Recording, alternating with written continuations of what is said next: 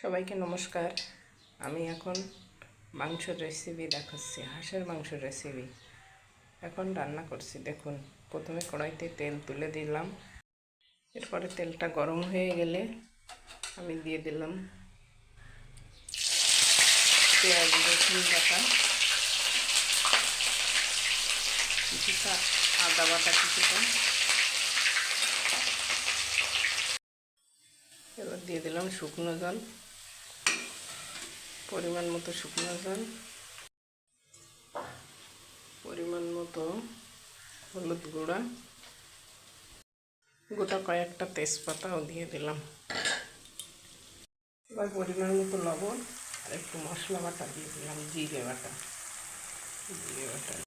মশলাটা ভালোভাবে কষা কষা হয়ে গেছে, 5 মিনিট ধরে কষিয়ে নিছি।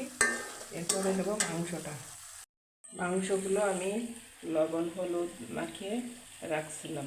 এখন 20 মিনিটের মতো লবণ হলুদ মাখিয়ে রাখছি। এখন এইগুলো এর ভিতরে দিয়ে দেবো। কড়াইতে মশলা কষা হয়ে গেছে, মাংসটা দিয়ে দিলাম। মাংসটা দিয়ে আমি কিছুক্ষণ কষিয়ে নেব। মাংসটা 20 মিনিটের মতো কষিয়ে নেব। এর সঙ্গে একটু জল অ্যাড করছি, জল দিয়ে ঢেকে দেবো। ঢেকে দিয়ে কষিয়ে তারপরে রান্না করব। মাংসটা প্রায় কষা কষা হয়ে গেছে।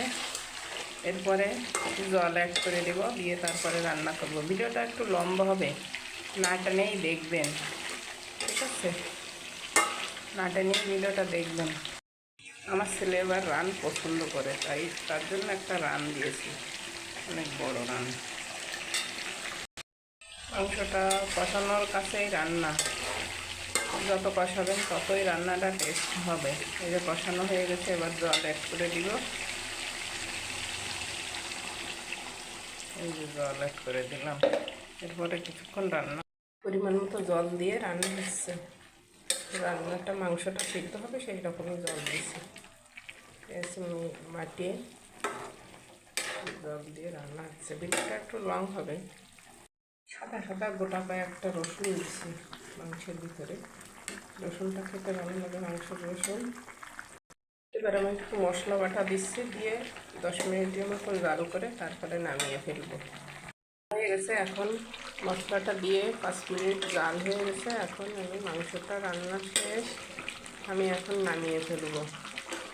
দেখুন, আজকে আমার রান্না হয়েছে হাঁসের মাংস আর হাঁসের মাংসর চামড়ার টক। কেউ কি খেয়েছো? না খেলে চলে এসো।